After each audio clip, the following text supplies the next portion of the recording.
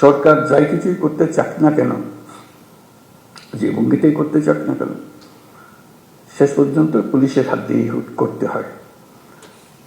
তারা করে দেবে না, তারা এনভায়রনমেন্টটা সৃষ্টি করে। ওই এনভায়রনমেন্ট না থাকলে তাহলে কোনো কাজ আর হয় না। কারণ পুলিশের কথা প্রসঙ্গে বারে বারে আমরা বলছি দুটো শব্দ, আইন ও শৃঙ্খলা। এটাই হলো পুলিশ। কাজে ওই পুলিশের হাতে এটাকে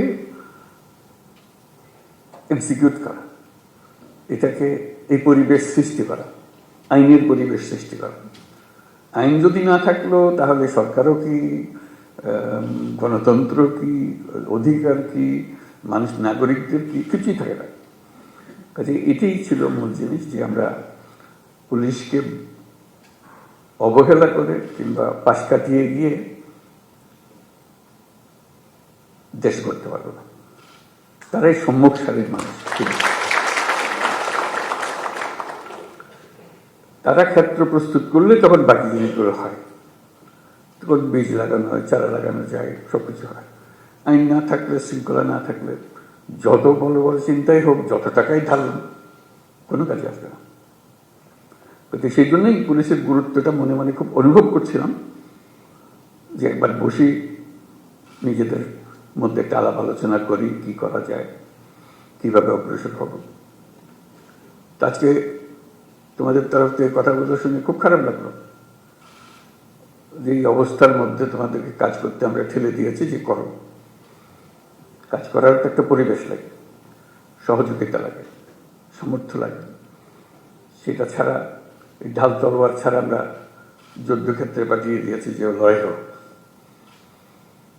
সেই জিনিসটা আমি অবশ্যই পরপরই এটা নিয়ে বৈঠক করবো, সমাধান করতে পারবো যাই না, কোনো জিনিস সমাধান করতে বড় কঠিন জিনিস হয়ে যায়, কিন্তু চেষ্টা করবো যে কি করা যায়। যদি ব্যর্থ হই, মনে করি যে আমি চেষ্টা করেছিলাম কিন্তু ব্যর্থ হয়েছে, চেষ্টার অভাবে ব্যর্থ হয়নি। এটা প্রথম চোটে মনে পড়লো যে করা। এরকম আলাপ হলে অনেক কিছু মনে পড়বে, যেগুলো আমরা চেষ্টা করব। যদি আমরা বলি যে এটাই তোমাদের কাজ, দেশকে পরিবেশটা সৃষ্টি করা যেখানে দেশ এগিয়ে যেতে পারে,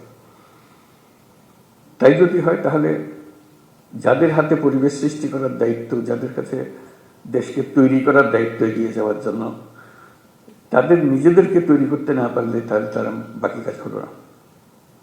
তো সেই জন্য আমরা অগ্রাধিকার দিতে চাই, প্রায়োরিটি দিতে চাই যে যেটা আমরা পারি। আর কথা বলার আরেকটা কারণ ছিল, যে কারণে বসতে চেয়েছিলাম, সেটা হলো যে আমি সরকারে যোগ দেবার আগেও বলেছি, এখন সরকারে যোগদান পরেও বলছি, বাংলাদেশ একটা মস্ত বড় সম্ভাবনাময় দেশ। আমি বারে বারে এটা অনুভব করি।